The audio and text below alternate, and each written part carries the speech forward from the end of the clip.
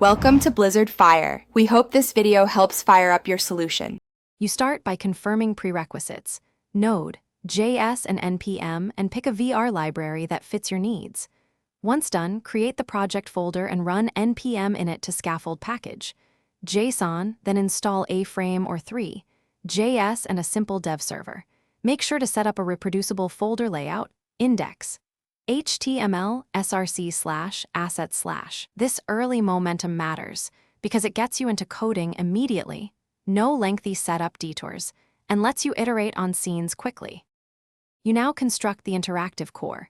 Create a scene with lighting, sky, and ground, then add a camera rig that supports gaze and controller input. Once that runs locally, integrate assets, compress textures, and use LOD to keep frame rates high.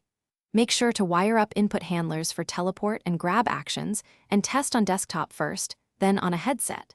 This middle phase is detailed. Balancing interactivity and performance prevents janky motion later. You finish by preparing for deployment. Build a minified bundle, host on HTTPS, and configure correct content security policies. Once live, run thorough cross-device tests, mobile, desktop, and standalone headsets, and gather frame rate and memory metrics. Make sure to iterate on fixes rapidly, patch missing assets, adjust physics, and update WebXR polyfills as needed. If things go wrong, focus on reproducible steps, then apply the troubleshooting tip below to isolate the root cause. Thanks for watching. If you found this helpful, don't forget to like and subscribe.